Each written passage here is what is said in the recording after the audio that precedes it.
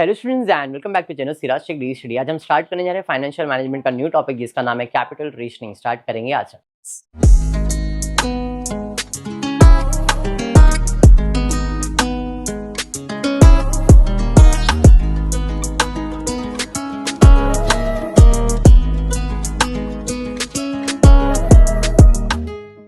One of my favourite topic इसलिए क्योंकि rank देने को मजा आता है।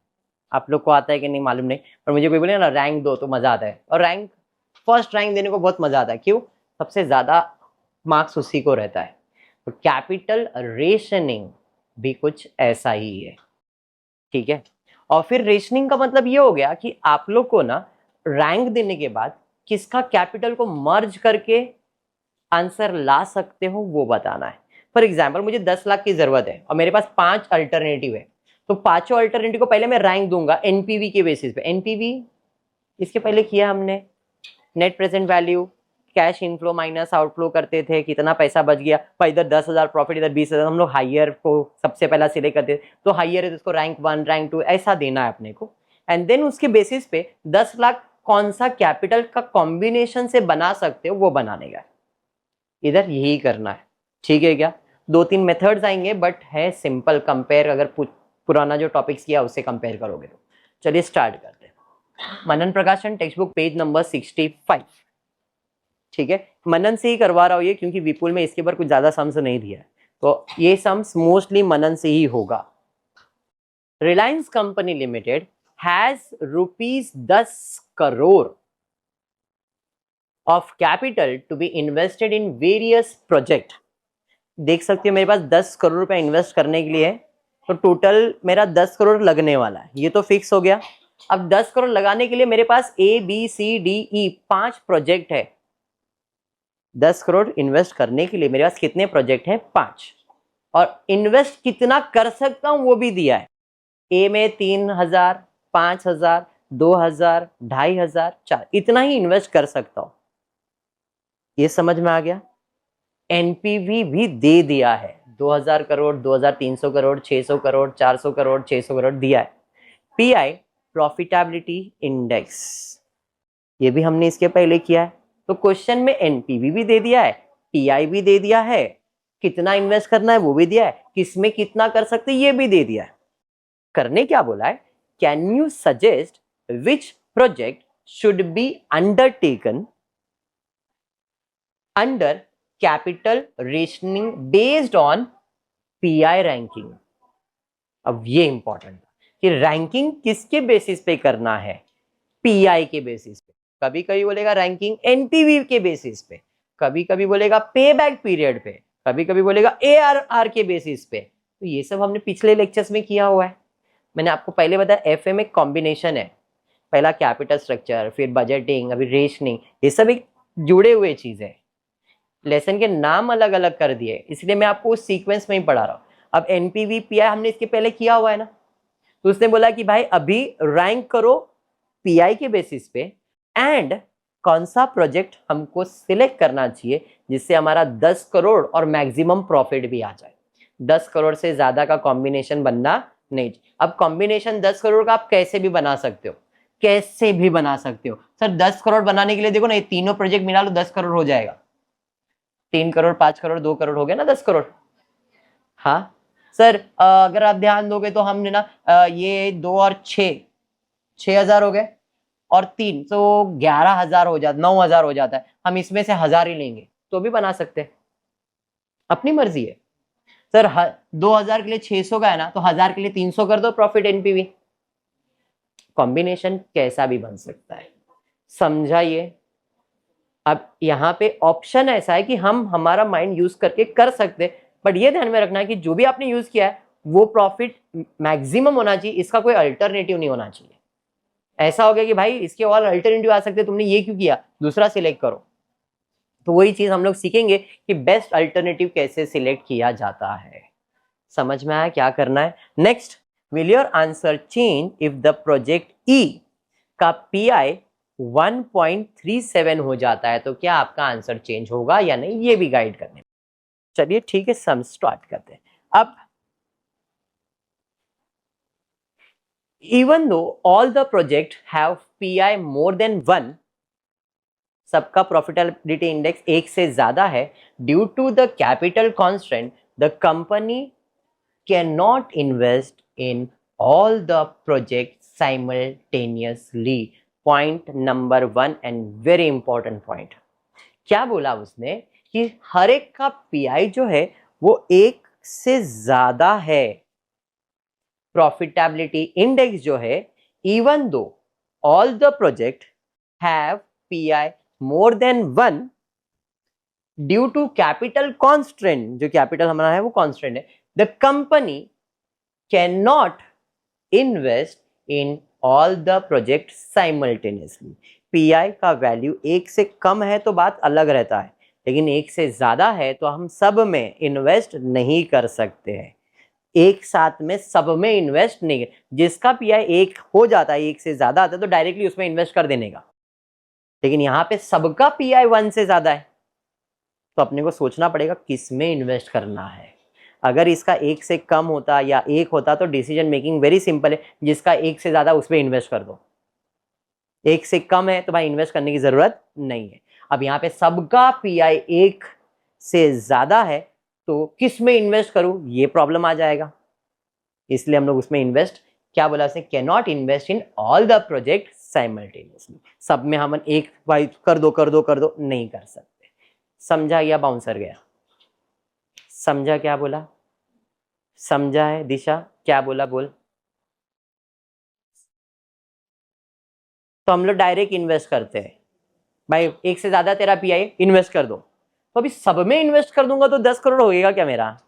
नहीं ना, पॉसिबल है। 1 से कम रहता है तो बात अपन सोचते भाई करना है कि नहीं करना है, अगर 1 रहता हाँ ठीक है कर देते इसमें, अगर किसी एक का 1 रहता या 1 से ज्यादा रहता तो इसमें इन्वेस्टमेंट तो कंपलसरी है, बाकी सबका हम लोग रैंकिंग बेसिस पे डिसाइड करेंगे, इसको रैंक 2 है, इसको रैंक 1 है, इसको रैंक 3 है, तो हम भाई जिसको 2 है भाई उसको सिलेक्ट कर ले। समझा क्या कहना चाह रहा हूं? हाँ ठीक है, आगे। We shall consider PI ranking as a base of selection the combination of project. अब क्योंकि सबका पीआई 1 से ज्यादा है, हम सब में तो इन्वेस्ट नहीं कर सकते तो हम रैंकिंग दे देंगे। चलिए तो रैंकिंग देते हैं, तो इसमें सबसे बड़ा पीआई क्या है? 1 पॉइंट, तो इसको रैंक नंबर, फिर फिर फिर रैंक समझ में आ गया? जो रैंक मतलब पहला उसमें इन्वेस्ट करो, दूसरे में इन्वेस्ट करो, तीसरे में इन्वेस्ट करो, चौथे में इन्वेस्ट करो, एंड अब इन्वेस्टमेंट जो है वो 10 करोड़ से ज्यादा तो नहीं कर सकता हूं मैं, 1 2 3 हो गया 10 crore. Based on the above ranking company can choose project A, B and C. हो गया, बाकी करने की जरूरत है क्या? नहीं। क्यों? पीआई तो है, अगर काम रहता तो सोचते, अब सब में है तो सब में तो नहीं कर पाऊंगा, इसलिए हम लोग सिर्फ इन 3 ही अल्टरनेटिव्स को सिलेक्ट कर सकते, दूसरा कोई अल्टरनेटिव सिलेक्ट नहीं होगा। चलिए तो इन्वेस्टमेंट करते, 3 5 और 10 करोड़ का इन्वेस्टमेंट हो गया। अब इफ प्रोजेक्ट ई का पीआई 1.37 होता है, पीआई 1.37 होता है, rank of the project will change, इधर 1.37 हो जाएगा, तो 1.5 को फर्स्ट आएगा, 1.4, ये 1.3 है और ये 1.37 है, इसको रैंक 3 दिया, इसको रैंक 4 और इसको रैंक 5 दिया। अब 10 करोड़ बनता है क्या? देखो 3 5 और 4 कितना हो गया?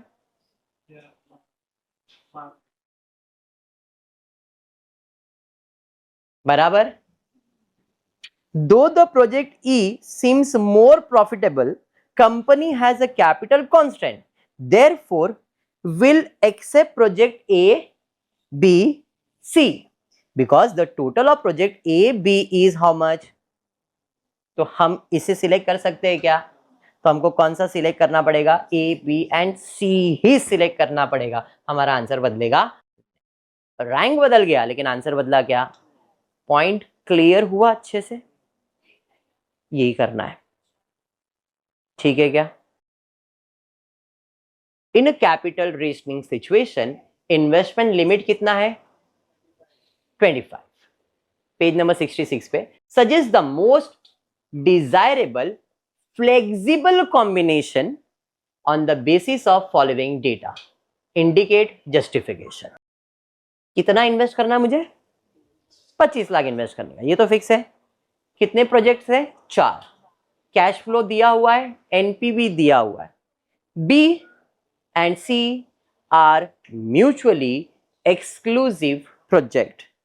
म्यूचुअली एक्सक्लूसिव 10 स्टैंडर्ड में हमने पढ़ा है, कभी कभी 8 स्टैंडर्ड में पढ़ा है, और जिन्होंने मैथ्स लिया था वो लोग ने 12 स्टैंडर्ड में भी पढ़ा है मैट्राइसेस में।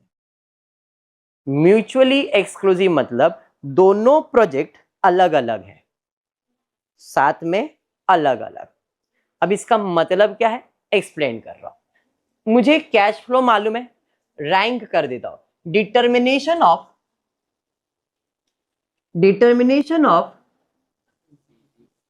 एक्चुअल में फिजिबल फ्लेक्सिबल एक ही हो जाएगा। Feasible combination of capital rationing situation, investment कितने का है मेरा? 25 लाख का है।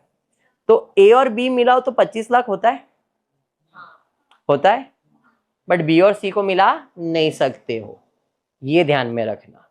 बी और सी आर म्यूचुअली एक्सक्लूसिव, मतलब बी और सी का कॉम्बिनेशन बना नहीं सकते। तो ए एंड बी का कॉम्बिनेशन बना दिया, ए और सी का बनाया तो कितना बनता है देखो, 22.5 कॉम्बिनेशन। अपन 25 लाख तक का कॉम्बिनेशन बनाने का देख रहे हैं, तो ए और सी का अगर मैंने कॉम्बिनेशन बनाया तो कितना बनेगा? 22.5।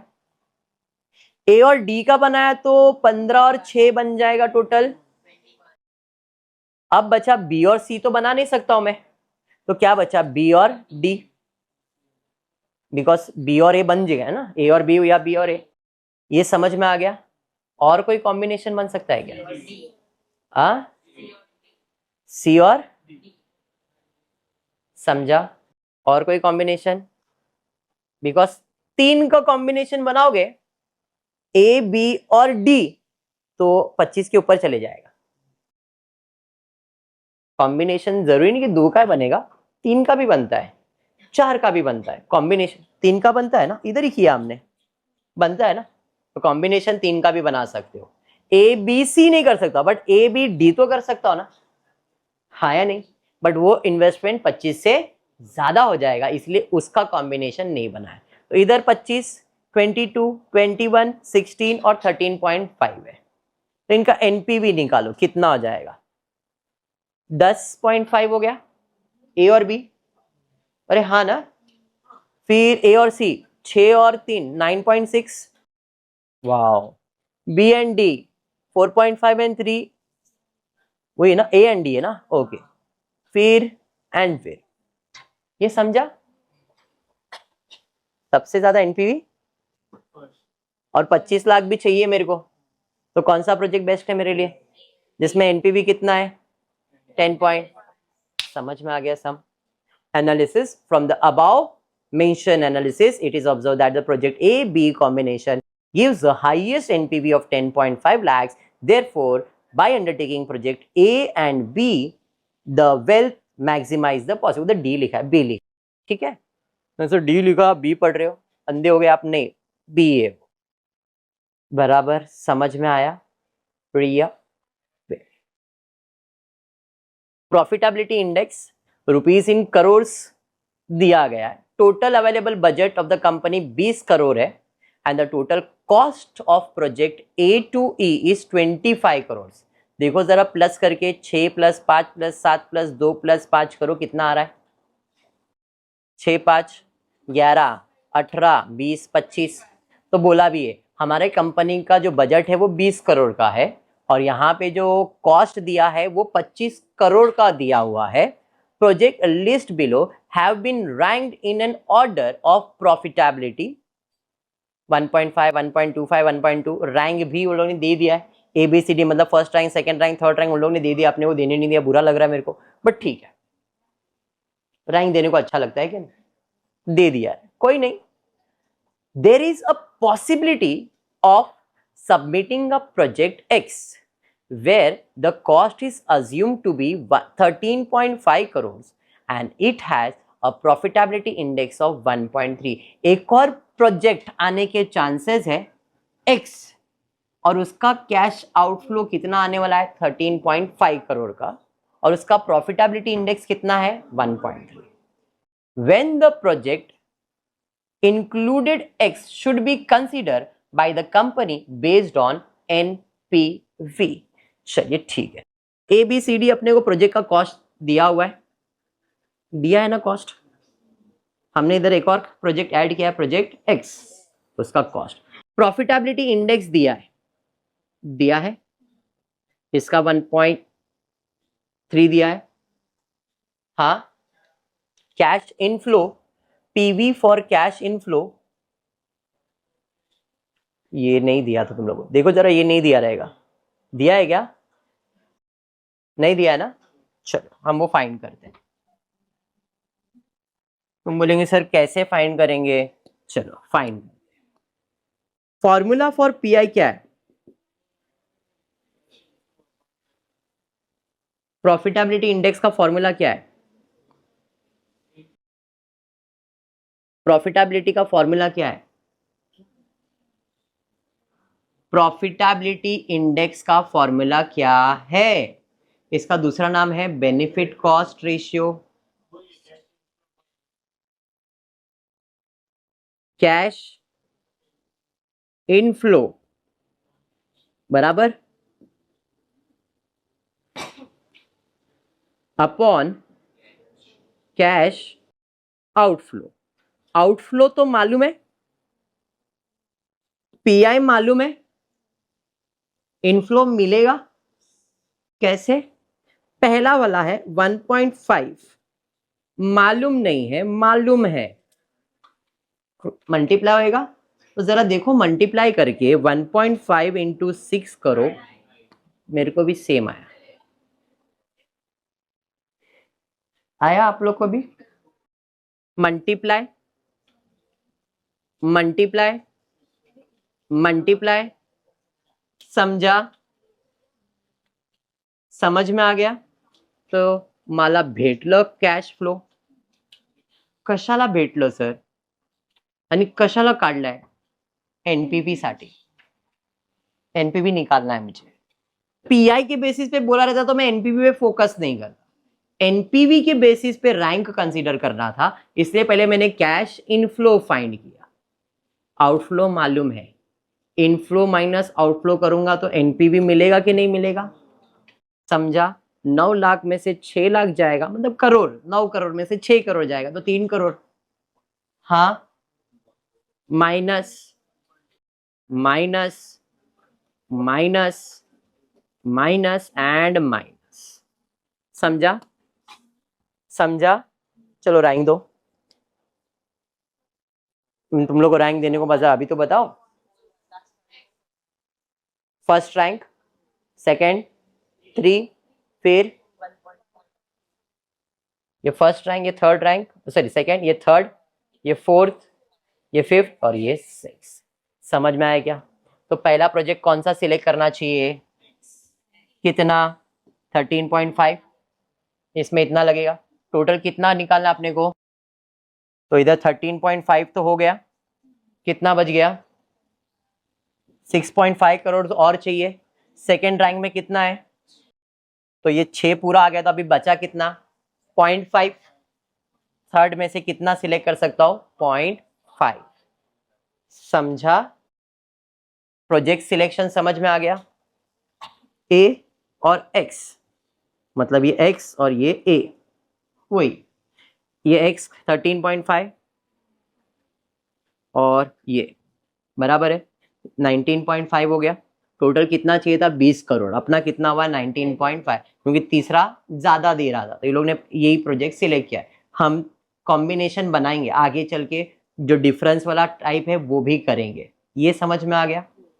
The company will maximize the NPV by undertaking X and A, which requires a total fund of 19.5 crores.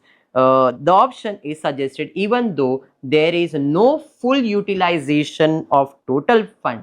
पूरा यूटिलाइज तो नहीं हुआ है। The surplus fund of 50 lakhs can be deployed elsewhere the profitability, the company project combination will not maximum, बाकी कोई भी combination आप बनाओ तो उससे कंपनी का मैक्सिमम प्रॉफिट आ नहीं सकता है, on the based of NPV.